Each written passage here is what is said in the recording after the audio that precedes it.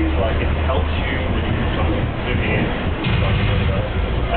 get that killer headshot, so it's making you more effective killer. It also alerts you about dangers in the world, so there's a live grenade there, and with it.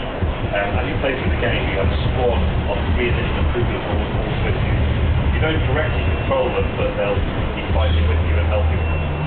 And those other squad members basically are hostage for role-play co-op. So you can play the whole story game co-op online with up to 4 players all the way through. You can drop in and drop out on that sort of display over the consumer area. Same levels as you play co-op. But you can still look around, still in the game around.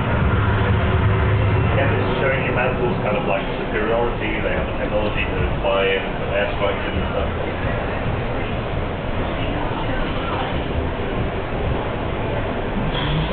Moving down through the rest of the relatives. Now, as you play through the game, things start to become apparent.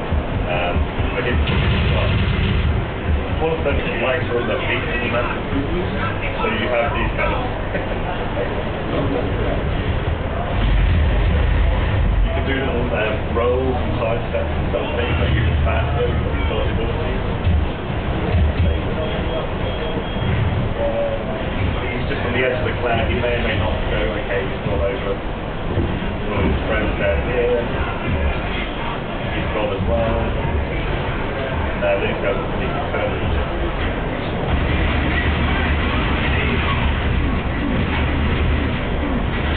I'm sorry, it has to be like this.